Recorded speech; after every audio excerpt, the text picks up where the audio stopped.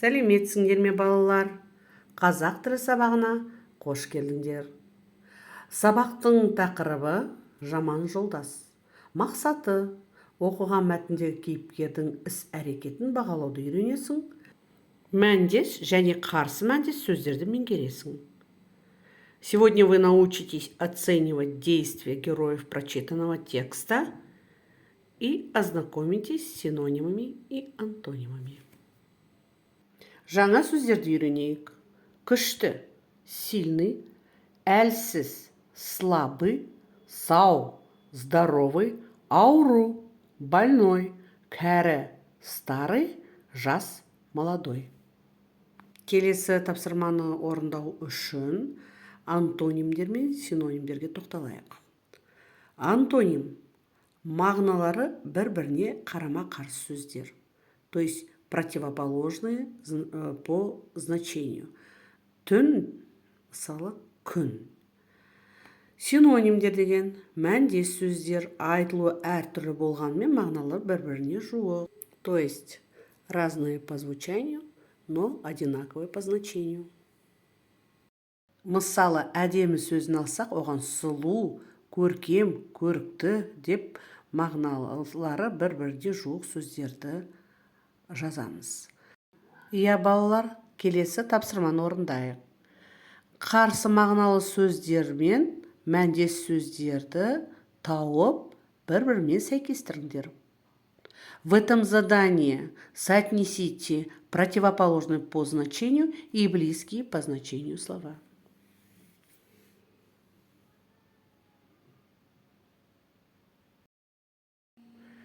Жақсы балалар, бұл тапсырманы дұрыс орындады деп ойлаймын. Олай бұл сөздеріңді тексеріңдер. Проверьте себя.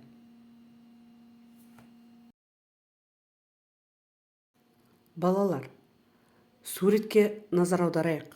Баланың әрекетіне қарап, оның бойында қандай қасиеттер бар екенін айтыңдар.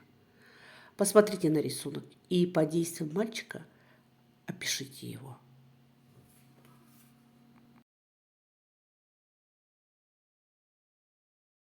Иә, балалар, дұрыс айтасыңдар.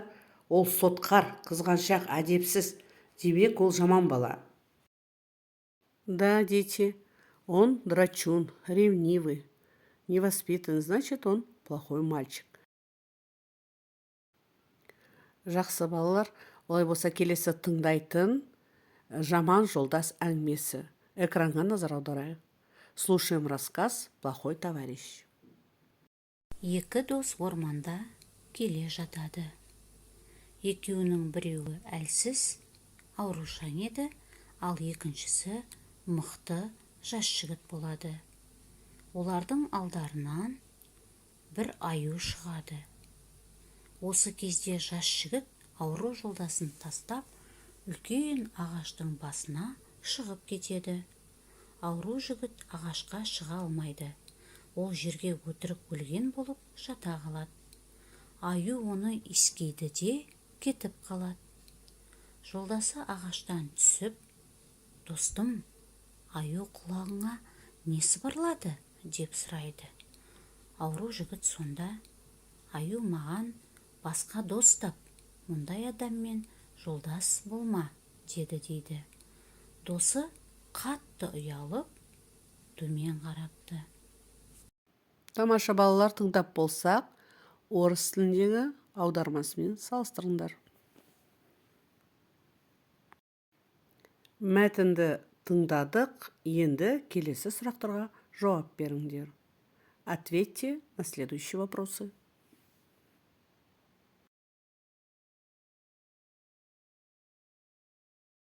Мықты жігіт неге ағаштың басына шығып кетті? Мықты жігіт аюдан қорқып, ағаштың басына шығып кетті. Ауру жігіт неге жерге жата қалды? Ауру жігіт әлсіз болған соң, аюдан құтылу үшін өтірік өлген болып жата қалды. Мықты жігіт дұрыс жасады ма? Мықты жігіт өзінің жолдасын қиын сәтте тастап кетті. Ол өте дұрыс емес. Сен не істер едің? Мен ондай сәттерде досымды тастап кетпес едім. Адал дос болу керек. Дети, обратите внимание на последний вопрос. Как бы ты поступил? Я бы никогда не оставил бы своего друга в беде. Надо быть верным другом. Иә, балалар, әңгімедегі досының әрекеті ойландырады. Жаман жолдасы қиын сәтте қашып кетіп, жақсы досына қол ұшын соза алмады. Ал сендерді мен ондай жолдас деп ойламаймын. Дети, с этого рассказа мы поняли, что на плохого товарища, который не смог протянуть руку помощи в такой трудной ситуации, надеяться нельзя. Келесі тапсырма, сендердің ойларыңша нағыз дос қандай болады? Өз пікірлеріңді жазыңдар. По вашему мнению, каким должен быть настоящий друг, товарищ? Напишите свое мнение.